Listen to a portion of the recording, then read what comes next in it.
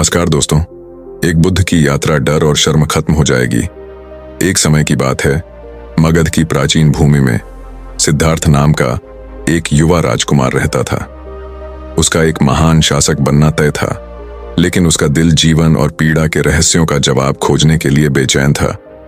सिद्धार्थ के पिता राजा शुद्धोदन चाहते थे कि उनका बेटा राजगद्दी संभाले और दुनिया की कठोर वास्तविकताओं से दूर रहकर उनके राज्य पर शासन करे।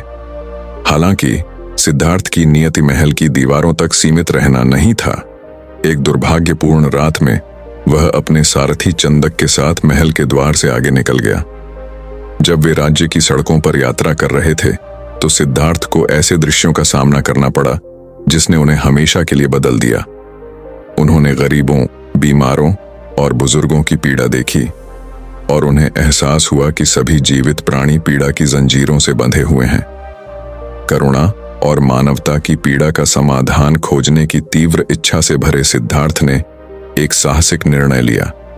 उन्होंने अपनी शाही स्थिति को त्याग दिया, अपने विलासितापूर्ण जीवन को पीछे छोड़ दिया और एक भटकते हुए तपस्वी के रूप में जंगल में चले गए। आत्मपीड़न और ध्यान की चरम प्रथाओं के माध्यम से आत्मज्ञान की तलाश में सिद्धार्थ वर्षों तक जंगलों और पहाड़ों में भटकते रहे। फिर भी अपने प्रयासों के बावजूद सिद्धार्थ भय और शर्म से ग्रस्त रहे। वह जो जवाब चाहता था उसे कभी न पाने का डर और एक राजकुमार के रूप में अपने परिवार और जिम्मेदारियों को त्यागने की शर्म। एक दिन कमजोर और मृत्यु के कगार पर सिद्धार्थ को आत्मयातना के माध्यम से आत्मज्ञान की अपनी खोज की निरर्थकता का एहसास हुआ।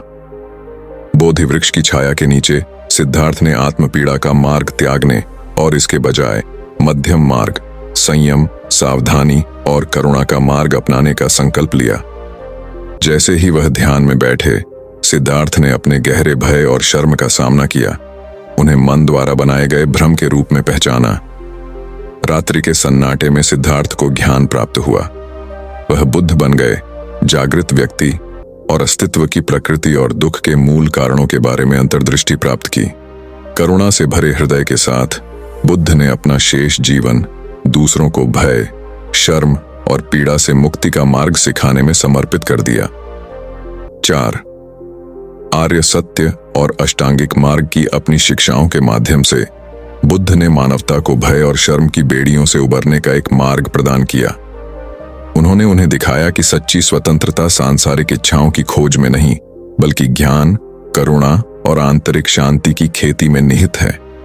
जैसे जैसे वर्ष बीतते गए, बुद्ध की शिक्षाएं दूर दूर तक फैल गईं और जीवन के सभी क्षेत्रों के लोगों के दिलों को छू गईं। विनम्र किसानों से लेकर शक्तिशाली राजाओं तक जिन लोगों ने भी उनका संदेश सुना, उन्हें बुद्ध के शब्दों में सांत्वना और प्रेरणा मिली। और इसलिए बुद्ध की कहानी हमें याद दिलाती है कि चाहे हम कितना भी खोया हुआ महसूस करें, भय और शर्म से मुक्ति का मार्ग हमेशा मौजूद होता है। बुद्ध की शिक्षाओं का पालन करके और अपने दिलों में जागरूकता और करुणा पैदा करके हम भी इस जीवन काल में सच्ची स्वतंत्रता और शांति पा सकते हैं। अपने ज्ञानोदय के मद्देनजर बुद्ध ने अपने नए ज्ञान को दुनिया के साथ साझा करने के लिए यात्रा शुरू की। उन्होंने दूर दूर, एक गांव से दूसरे गांव, एक शहर से दूसरे शहर की यात्रा की और प्रवचन दिए जो सुनने वालों को बहुत प्रभावित करते थे। उनकी शिक्षाओं ने मानवीय स्थिति की गहन समझ प्रदान की, दुख के कारणों और मुक्ति के मार्ग पर प्रकाश डाला। बुद्ध की सबसे प्रसिद्ध शिक्षाओं में से एक 4 आर्य सत्य की शिक्षा है। उन्होंने बताया कि दुख अस्तित्व का एक अंतर्निहित हिस्सा है जो लालसा और लगाव से उत्पन्न होता है। हालांकि उन्होंने यह भी घोषणा की कि दुख को समझा जा सकता है, इसके कारणों को खत्म किया जा सकता है और दुख से मुक्ति का एक मार्ग मौजूद है, अष्टांगिक मार्ग। अष्टांगिक मार्ग सदाचार, ज्ञान और मानसिक अनुशासन का जीवन जीने के लिए एक मार्गदर्शक के रूप में कार्य करता है। इसमें सही समझ, सही विचार, सही भाषण, सही कार्य, सही आजीविका, सही प्रयास, सही दिमागीपन और सही एकाग्रता शामिल है। इस मार्ग का अनुसरण करके व्यक्ति दुख के चक्र को पार कर सकते हैं और आत्मज्ञान प्राप्त कर सकते हैं। जैसे ही बुद्ध ने अपनी यात्रा जारी रखी, उन्हें जीवन के सभी क्षेत्रों के लोगों का सामना करना पड़ा। अमीर और गरीब, युवा और बूढ़े, राजा और भिखारी। उन्होंने खेतों में मेहनत करने वाले किसानों, हलचल भरे बाजारों में व्यापार करने वाले व्यापारियों और दूर दराज की गुफाओं में ध्यान प्राप्त करने वाले तपस्वियों से बात की।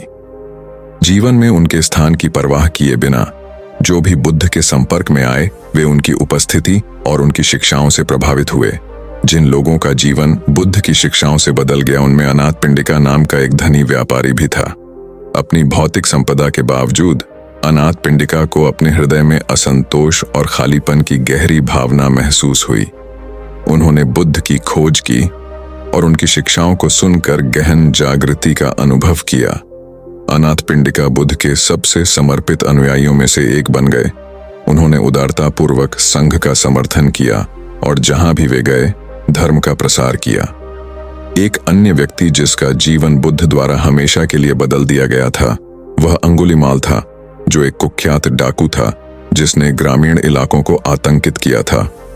अंगुलीमाल ने 1000 लोगों को मारकर उनकी अंगुलियों को भयानक हार के रूप में पहनने की शपथ ली थी। हालांकि जब उनका सामना बुद्ध से हुआ तो वह प्रबुद्ध व्यक्ति से निकलने वाली करुणा और ज्ञान से बहुत प्रभावित हुए। अंगुलीमाल ने हिंसा का अपना जीवन त्याग दिया और एक भिक्षु बन गया और खुद को आध्यात्मिक परिवर्तन के मार्ग पर समर्पित कर दिया। अनाथपिंडिका और अंगुलीमाल जैसे लोगों के साथ अपनी बातचीत के माध्यम से बुद्ध ने प्रदर्शित किया कि पिछले कार्यों या परिस्थितियों की परवाह किए बिना सभी को ज्ञान प्राप्त हो सकता है। उन्होंने मन की अशुद्धियों को दूर करने और सच्ची मुक्ति प्राप्त करने के लिए सदाचार, करुणा और सचेतनता विकसित करने के महत्व पर जोर दिया। जैसे जैसे बुद्ध की शिक्षाओं का प्रचार पूरे देश में हुआ, उनके अनुयायियों में तेजी से वृद्धि हुई। मठों की स्थापना की गई, जहां भिक्षुओं और भिक्षुणियों ने खुद को ध्यान के अभ्यास और धर्म के अध्ययन के लिए समर्पित कर दिया। सामान्य अनुयायी बुद्ध के प्रवचनों को सुनने और अपनी आध्यात्मिक यात्रा पर मार्गदर्शन प्राप्त करने के लिए नियमित रूप से एकत्र होते थे।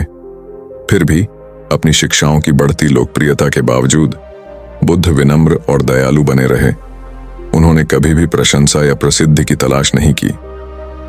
वह ग्रामीण इलाकों में घूमता रहा और उन सभी को मार्गदर्शन और सांत्वना देता रहा जो उसकी बुद्धि की तलाश में थे। जैसे जैसे वर्ष बीतते गए, बुद्ध का स्वास्थ्य गिरने लगा, लेकिन धर्म के प्रसार के प्रति उनकी प्रतिबद्धता अटूट रही। अपने निधन की पूर्व संध्या पर अपने शिष्यों से घिरे हुए बुद्ध ने अपनी अंतिम शिक्षाएं दी और उनसे स्वयं के लिए दीपक बनने और परिश्रम पूर्वक आत्मज्ञान के मार्ग पर चलने का आग्रह किया। अपनी अंतिम सांस के साथ बुद्ध ने जन्म और मृत्यु के चक्र से अंतिम मुक्ति प्राप्त करते हुए परिनिर्वाण में प्रवेश किया। फिर भी उनकी शिक्षाएं युगों युगों तक गूंजती रहीं, जिससे अनगिनत पीढ़ियों को ज्ञान, करुणा और आंतरिक शांति के लिए प्रयास करने की प्रेरणा मिली। और इसलिए बुद्ध की कहानी करुणा, सचेतनता और ज्ञान की परिवर्तनकारी शक्ति की एक शाश्वत अनुस्मारक के रूप में कार्य करती है। भय और शर्म से त्रस्त दुनिया में उनकी शिक्षाएं आशा की एक किरण प्रदान करती है, मानवता को मुक्ति और ज्ञान के मार्ग पर ले जाती है। जैसे जैसे बुद्ध की शिक्षाएं दूर दूर तक फैलीं, उन्हें कुछ वर्गों से प्रतिरोध और संदेह का सामना करना पड़ा।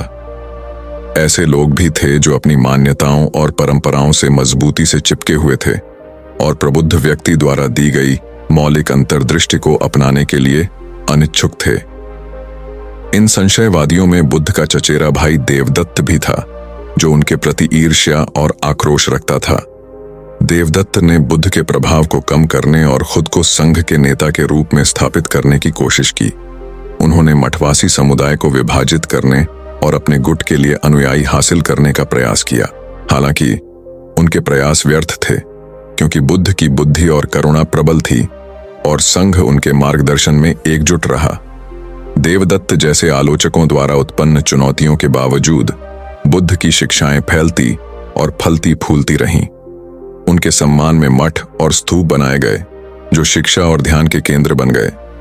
दूर दूर से तीर्थयात्रियों ने प्रबुद्ध व्यक्ति को श्रद्धांजलि अर्पित करने और अपनी आध्यात्मिक यात्रा के लिए आशीर्वाद मांगने के लिए यात्रा की। बुद्ध के सबसे समर्पित अनुयायियों में उनके शिष्य आनंद थे। आनंद ने कई वर्षों तक बुद्ध के परिचारक के रूप में काम किया। उनकी यात्राओं में उनके साथ रहे और उनके साथ ही उनके शिष्यों को और उनकी शिक्षाओं को ईमानदारी से दर्ज किया। वह अपनी त्रुटिहीन स्मृति और बुद्ध के प्रति गहरी भक्ति के लिए जाने जाते थे, जिससे उन्हें वह जो याद रखता है की उपाधि मिली। आनंद ने भावी पीढ़ियों के लिए बुद्ध की शिक्षाओं को संरक्षित करने में महत्वपूर्ण भूमिका निभाई। बुद्ध के निधन के बाद उन्होंने संपूर्ण धर्म का पाठ किया, यह सुनिश्चित करते हुए कि इसे भिक्षुओं और भिक्षुणियों की भावी पीढ़ियों तक ईमानदारी से प्रसारित किया जाएगा।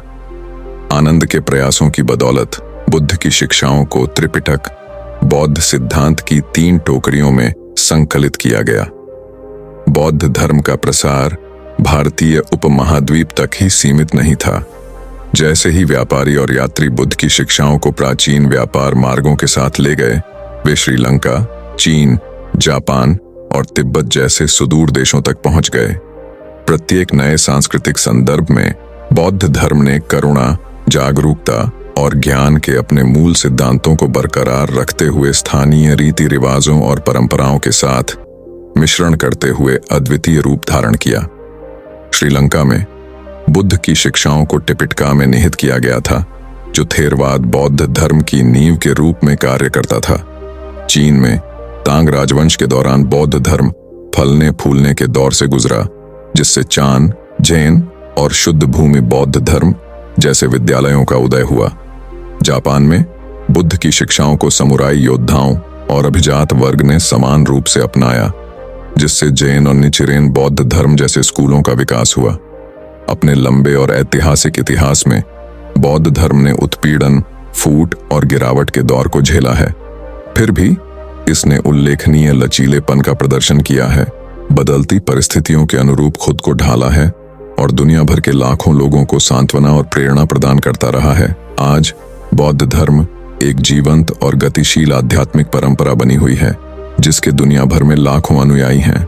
एकांत पहाड़ी इलाकों में रहने वाले भिक्षुओं से लेकर व्यस्त शहरी जीवन जीने वाले आम अभ्यासियों तक जीवन के सभी क्षेत्रों के लोग बुद्ध की शिक्षाओं में अर्थ और उद्देश्य ढूंढते रहते हैं। और इसलिए बुद्ध की कहानी लगातार सामने आ रही है, जो अनगिनत व्यक्तियों को जागृति के मार्ग पर चलने और भय, शर्म और पीड़ा से मुक्त दुनिया के लिए प्रयास करने के लिए प्रेरित कर रही है।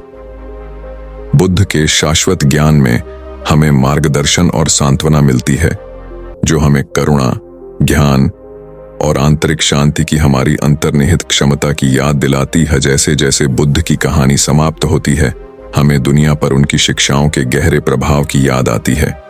मगध के प्राचीन साम्राज्य से लेकर विश्व के सुदूर इलाकों तक धर्म की रोशनी लगातार चमक रही है, जो सभी संवेदनशील प्राणियों के लिए मुक्ति का मार्ग रोशन कर रही है। बुद्ध का जीवन साहस, करुणा और ज्ञान का एक शाश्वत उदाहरण है। आत्मखोज और आत्मज्ञान की अपनी यात्रा के माध्यम से उन्होंने हमें दिखाया कि सच्ची स्वतंत्रता सांसारिक सुखों की खोज में नहीं, बल्कि सदाचार, जागरूकता और करुणा की खेती में निहित है।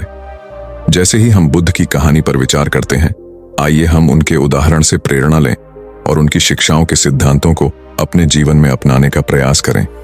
आइए हम सभी जीवित प्राणियों के लिए करुणा, मन के भ्रम से परे देखने की बुद्धि और हर पल मौजूद रहने के लिए सचेतनता विकसित करें।